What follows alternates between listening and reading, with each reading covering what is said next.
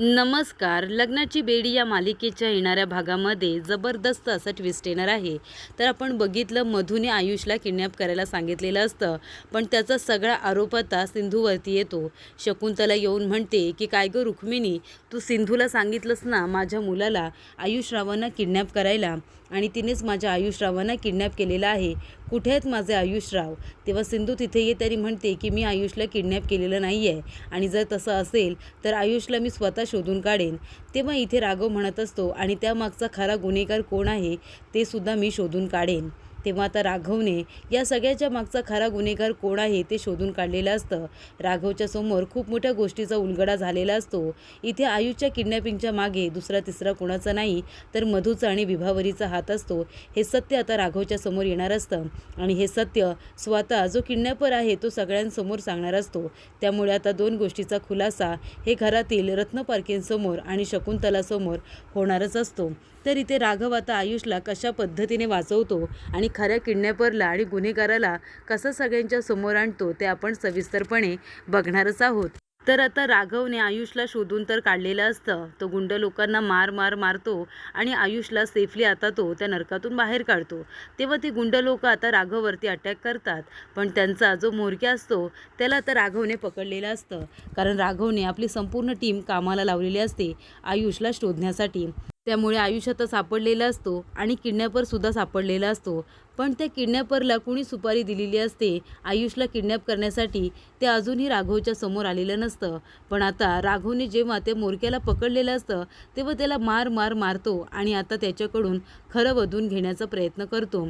जेव्हा किडनॅपरचा मोबाईल राघवच्या हातामध्ये लागतो तेव्हा त्या मोबाईलमध्ये जे नंबर असतात ते राघवच्या ओळखीचे असतात. येणारे फोन नंबर आणि जाणारे फोन नंबर हे बघितल्यानंतर राघवला ते नंबर ओळखीचे वाटतात, आणि तो तिसरा नंबर कुणाचा नाही तर तो मधूचा नंबर असतो, आणि त्याचबरोबर तो विभावरीचा सुद्धा नंबर असतो.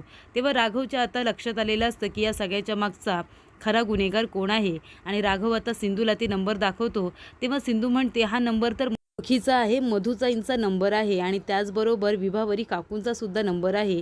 तेव्हा आता दोघांची खात्री पटलेली असते की ह्या किडनॅपिंगच्या मागे मधू आणि विभावरीचा हात आहे. तेव्हा सिंधू म्हणते राघव, मधुताईंना असं वाटते की अन्वीचं लग्न आयुषबरोबर व्हायला नको आहे, कारण मी काकूंना शब्द दिला होता मी जर अन्वीचं लग्न आयुषबरोबर नाही केलं तर मी हे घर सोडून निघून जाईन, आणि मधुताईंना तेच हवं आहे, मी हे घर सोडून जायला हवं आहे.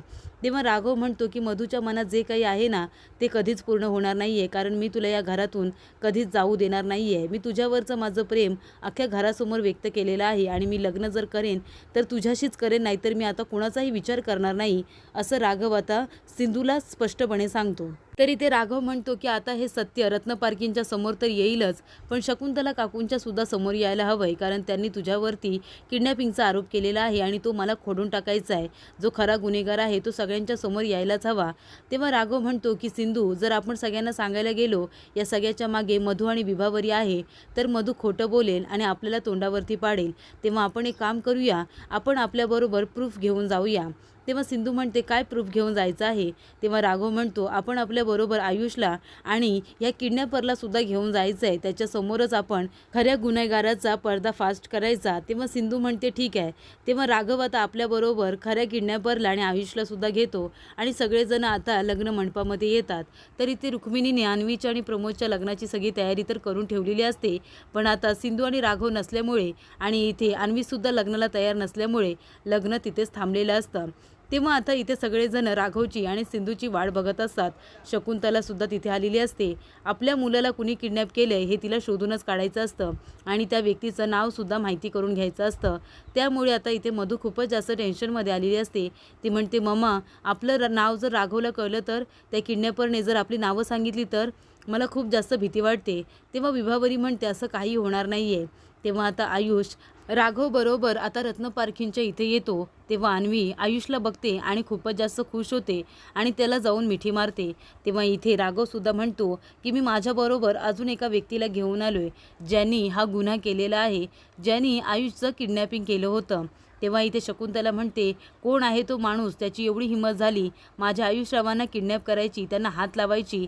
तेव्हा इथे राघव म्हणतो की तुम्ही काही करणार नाही आहात, मी त्याला तुमच्या सगळ्यांच्या समोर घेऊन येतोय. तेव्हा इथे आता किडनॅपरला आणलेलं असतं. तेव्हा विभावरी आणि मधू दोघेजणी खूप जास्त घाबरतात. किडनॅपर आपली नावं सांगतोय की काय, या गोष्टीचं त्यांना आता टेन्शन आलेलं असतं. तेव्हा सिंधू म्हणते की खरा गुन्हेगार कुणीतरी वेगळाच आहे आणि ते आता आपल्याला थोड्या वेळात कळेलच. आणि लग्न प्रमोद बरोबर होणारच नाही आहे. आणि सिंधू म्हणते की आम्हाला माफ करा, पण तुमच्याबरोबर आमच्या अन्वीचं लग्न होऊ शकत नाही, कारण तिचं आयुष्यवरती प्रेम आहे आणि ते दोघंजण एकमेकांबरोबर लग्न करायला तयार आहेत आणि एकमेकांची जबाबदारी घ्यायला सुद्धा तयार आहेत. तेव्हा आम्हाला माफ करा. तेव्हा इथे प्रमोद आता बाजूला झालेला असतो. तेव्हा इथे मधू आता विभावरीला खुणावते की आता काय होणार, हा माणूस आपली खरी नावं सांगेल का. तेव्हा रुक्मिणी म्हणत असते की राघव हा माणूस कोण आहे आणि हा आयुष तुला कुठे सापडला. तेव्हा घडलेला प्रकार आता राघव सगळ्यांना सांगतो आणि राघव म्हणतो हा तोच किडनॅपर आहे ज्याने कुणाच्या तरी सांगण्यावरून आयुषला किडनॅप केलेला आहे. तेव्हा शकुंतला म्हणते की कुणी सांगितलं होतं आमच्या आयुषरावांना किडनॅप करायला. तेव्हा राघव म्हणतो की आता ते तुम्हाला कळेलच. तेव्हा इथे राघव काही न बोलता त्या किडनॅपरचा फोन घेतो आणि पहिला नंबर डायल करतो. तेव्हा तो पहिला नंबर डायल केल्यानंतर विभावरीचा फोन लागतो आणि त्यानंतर दुसरा नंबर डायल केल्यानंतर मधूचा नंबर लागतो. तेव्हा इथे आता सगळ्यांच्या लक्षात येतं की हे कारस्थान मधूचं आणि विभावरीचं आहे. तेव्हा राघव म्हणतो तुम्हाला दुसरे आता पुरावे दाखवायची गरजच नाही आहे, पुरावा तुमच्या समोर आहे आणि खरे गुन्हेगार सुद्धा तुमच्या समोर आहेत. तेव्हा आयुष म्हणतो दोनदा तीनदा मी मधू काकूंचं नावसुद्धा ऐकलं होतं. तेव्हा इथे राघव म्हणत असतो की मधू आणि विभावरी काकू तुम्ही दोघांनीच या माणसाला पैसे दिले होते ना आयुषचं अपहरण करायला, त्याला किडनॅप करण्यासाठी. तेव्हा इथे मधू आता तोंडावरतीच पडते. ती म्हणते नाही राघव, याबद्दल मला काहीच माहिती नाही आहे आणि याच्याकडे आमचा नंबर कसा आला ते सुद्धा मला माहिती नाही आहे. तेव्हा सिंधू म्हणत असते मधुताई खोटं बोलू नका, तुमचं सत्य आता सगळ्यांसमोर आलेलं आहे आणि तुम्ही हे सगळं का केलं ते सुद्धा मला माहिती आहे. तुमचं फक्त एवढंच म्हणणं होतं की अन्वीला तिचं प्रेम मिळू नये, कारण तिला तिचं खरं प्रेम मिळू नये असं तुम्हाला वाटत होतं, कारण तुम्हाला असं वाटतंय की राघव आणि तुम्ही वेगळे झालात त्याच्यामध्ये अन्वीचा सुद्धा हात आहे. कारण अन्वी सतत आत्तापर्यंत बोलत आली आहे की राघव मामा आणि मी आम्ही दोघंजण जे वेगळे झालो ते तुमच्यामुळे झालो होतो आणि तेव्हाच तुम्ही अन्वीचा राग करता आणि तिलासुद्धा तिचं खरं प्रेम मिळू नये म्हणून प्रयत्न करताय आणि मी या घरातून जायला हवी अशी तुमची इच्छा आहे. कारण जर अन्वी आणि आयुषचं लग्न झालं तर मी याच घरामध्ये राहीन असं तुम्हाला वाटते आणि जर त्या दोघांचं लग्न झालं नाही तर मी हे घर सोडून निघून जाईन आणि मग तुम्ही राघवच्या आयुष्यात पुन्हा जाल असं तुम्हाला वाटते आणि म्हणूनच तुम्ही हे लग्न थांबवण्याचा पुरेपूर प्रयत्न करत होता आणि आतापासूनच नाही, अगदी सुरुवातीपासून तुम्ही हे प्रयत्न करताय. म्हणजे जेव्हा अन्वीचं आणि आयुषचं लग्न फिक्स झालं त्यानंतर तुम्ही शकुंतला काकूंना हे सांगितलं की अन्वी प्रेग्नेंट आहे आणि तेव्हा त्यांनी हे लग्नासाठी नकार दिला. तेव्हासुद्धा हे सगळं तुम्ही जाणून बुजून केलं होतं आणि आता तुम्हाला माहिती होतं मी अन्वी आणि आयुषचं लग्न लावून देईन, तेव्हा तुम्ही आयुषलाच किडनॅप केलं आणि ह्या वयस्कर माणसाबरोबर अन्वीचं लग्न करून देत होतात. तुम्हाला काहीसुद्धा वाटत नाही का? अन्वी एवढी लहान मुलगी आहे, तिच्यासाठी आयुष योग्य आहे हे तुम्हाला कळत नाही. तेव्हा इथे आता सिंधू म्हणत असते की तुम्ही आता बदला घेण्यासाठी एवढी विकृत बुद्धी कराल या गोष्टीचा मी कधीही विचार केला नव्हता. तेव्हा इथे सिंधू म्हणते की काकू आता मी कुणाचं काही ऐकणार नाही आहे, खरा गुन्हेगार तुमच्या समोर आहे आणि त्याला काय शिक्षा द्यायची ती तुम्ही बघा आणि राघव तुम्हीसुद्धा बघा, पण आता मी अन्वी आणि आयुषचं लग्न लावून देणार असं स्पष्टपणे सिंधू शकुंतला समोर सुद्धा म्हणते आणि सगळ्यांनाच ते सांगते. तेव्हा इथे राघव म्हणत असतो की सिंधू आणि विभावरी काकू तुम्ही खूप मोठा गुन्हा केलेला आहे, दोन एकमेकांवरती प्रेम करणाऱ्या लहान मुलांना वेगळं करण्याचा प्रयत्न केला आहे, त्यामुळे तुम्हाला आता या घरामध्ये मी राहू देणार नाही. तुमचे गुन्हे खूपच जास्त वाढत चाललेत, तेव्हा तुम्ही एकतर आता या घरातून तरी चालते व्हा, नाहीतर मी तुम्हाला जेलमध्ये टाकेन असं सुद्धा राघव म्हणतो.